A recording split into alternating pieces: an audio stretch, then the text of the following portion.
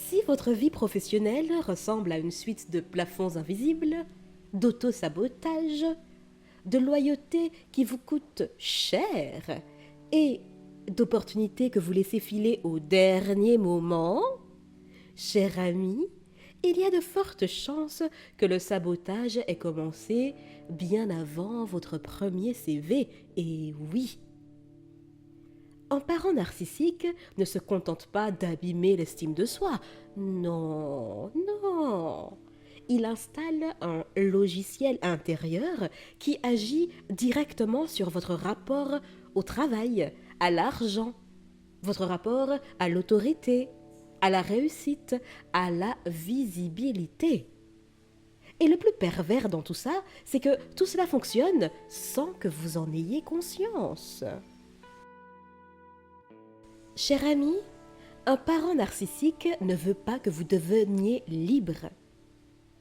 Et la liberté passe presque toujours par l'autonomie financière, par la compétence, par la reconnaissance et le pouvoir de dire non.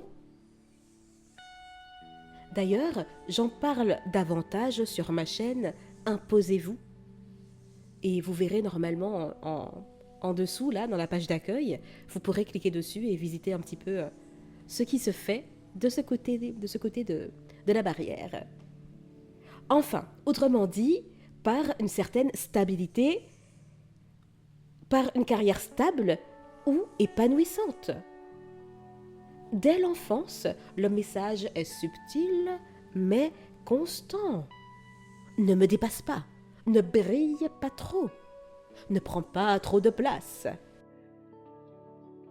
Parfois, c'est dit de manière explicite. Ce métier, ce n'est pas pour toi. Non, non. Oh, tu n'es pas faite pour ça. Enfin, sois réaliste, Ernesta ou Ernesto.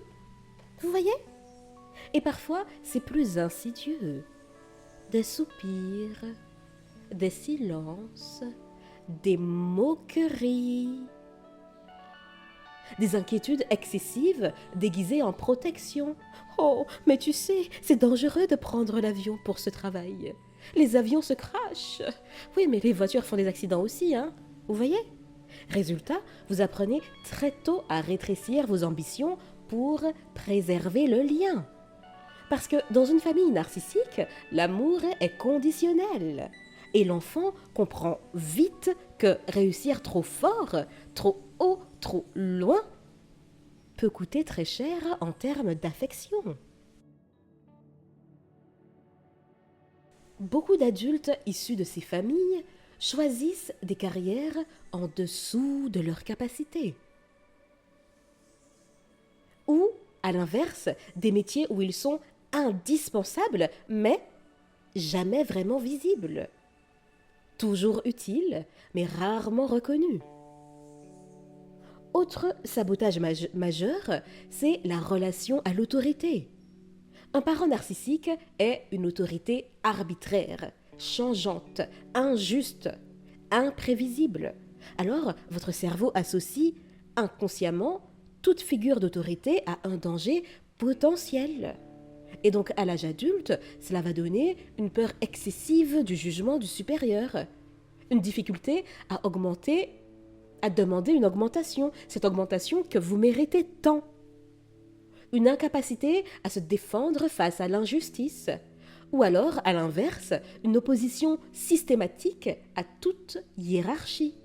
Soit vous vous soumettez trop, ou soit vous vous rebellez trop. Mais dans les deux cas, cher ami, cela freine votre évolution professionnelle.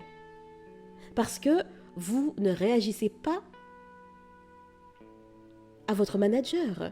Vous réagissez à votre parent. C'est subtil, mais c'est réel. Et cher ami, je sais que ça pique comme du piment de Cayenne, hein, je sais. Et donc, n'hésitez pas à faire une pause au besoin. Sur ces quelques mots, je poursuis, parce que maintenant nous allons parler du perfectionnisme. Chez l'enfant de parents narcissiques, le perfectionnisme n'est pas un simple désir d'excellence, non. C'est une stratégie de survie. faire zéro faute pour éviter l'humiliation, anticiper pour éviter la colère, se suradapter pour éviter le rejet. Alors, à l'âge adulte, ça se transforme en procrastination extrême. La peur de livrer un projet. Vous voyez, ce projet que vous avez terminé, ce livre que vous avez fini d'écrire, mais au moment de le partager au public, eh bien, vous ne le faites pas. Le syndrome de l'imposteur chronique. D'ailleurs, sur la chaîne Imposez-vous, il y a aussi une vidéo sur le syndrome de l'imposteur. Mais aussi, à l'âge adulte, ça se transforme en épuisement professionnel. Vous attendez le moment parfait, le niveau parfait, la validation parfaite. Cher ami, validez-vous vous-même. Vous avez tout ce qu'il faut pour vous valider vous-même. Donc faites-le. Et pendant ce temps, d'autres, moins compétents, mais plus sûrs d'eux, avancent. Parce qu'ils n'ont pas appris que la moindre erreur pouvait déclencher une tempête émotionnelle. Et puis, les parents narcissiques ont tendance à injecter un autre poison très fréquent. Je parle de la culpabilité liée à l'argent. Dans beaucoup de familles narcissiques, l'argent est soit un outil de contrôle, soit un sujet tabou, ou alors soit une source de conflit permanente. Et là, l'enfant apprend que gagner plus peut provoquer de la jalousie. Réussir financièrement peut être perçu comme une trahison. Que demander une rémunération juste, c'est égoïste. Alors, résultat, des adultes brillants qui travaillent trop pour pas assez. Des entrepreneurs qui sous-facturent, qui n'osent pas négocier. Des adultes qui se sentent mal à l'aise avec l'abondance. Sur ma chaîne Imposez-vous, il y a une playlist dédiée justement à ce sujet. L'abondance, la peur de réussir.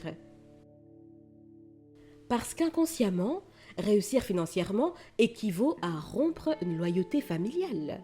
Et cette loyauté est souvent plus forte que n'importe quel objectif conscient. Bien, êtes-vous toujours avec moi? Oui, Jessica, je suis là, parfait. Parce que maintenant nous allons parler de la peur de la visibilité. Un parent narcissique veut être le centre de l'attention. Toujours. Quand l'enfant attire les regards, cela peut déclencher de la jalousie, des critiques, des humiliations publiques ou alors un retrait affectif brutal. Alors l'enfant apprend que se montrer c'est dangereux. À l'âge adulte, ça donne une peur de parler en réunion. Vous savez, je suis coach en prise de parole en public et en confiance en soi et comédienne et chanteuse professionnelle. Et souvent, lors de mes accompagnements, lors de mes accompagnements sur la prise de parole en public, bien souvent, la glossophobie, donc la peur de parler en public, de s'exprimer, trouve sa source dans l'enfance.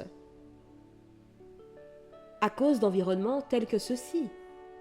Maintenant, ce n'est pas une fatalité, mais c'est important de le notifier. Ça donne des adultes mal à l'aise avec la reconnaissance. Ça donne du sabotage au moment de passer un cap. Vous êtes compétente, compétent, mais vous vous cachez. Ou alors, vous réussissez et puis vous disparaissez.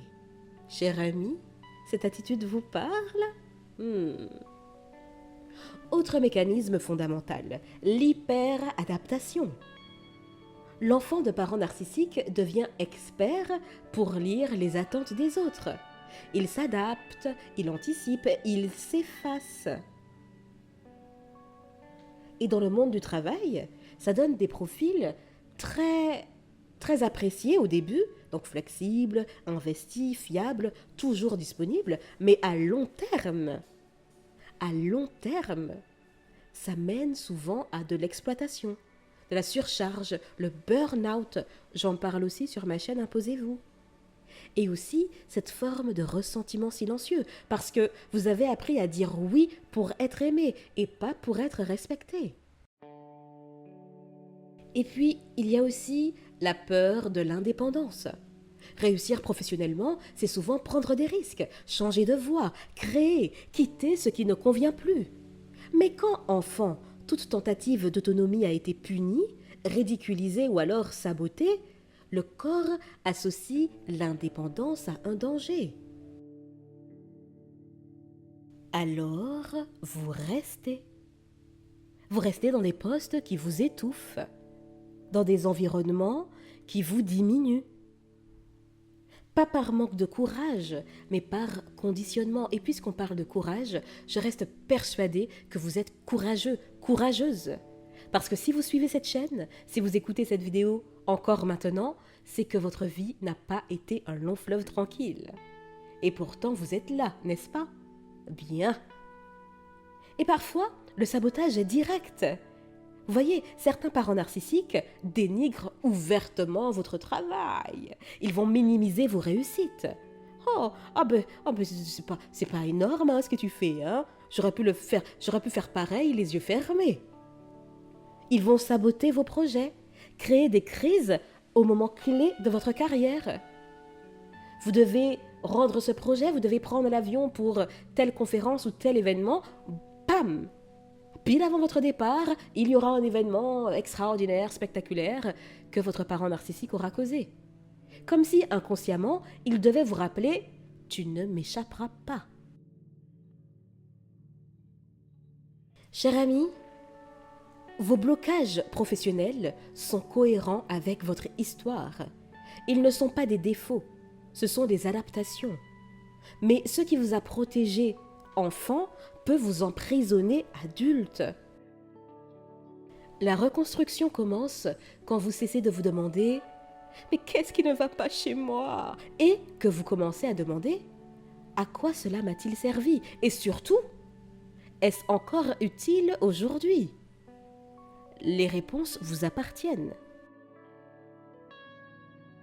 Cher ami, votre travail n'a pas à réparer votre passé.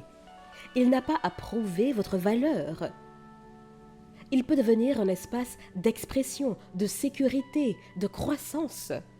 Mais pour cela, il faut parfois désobéir intérieurement, rompre des loyautés invisibles et accepter que votre réussite n'a pas besoin d'être validée par ceux qui ont tout fait pour la limiter.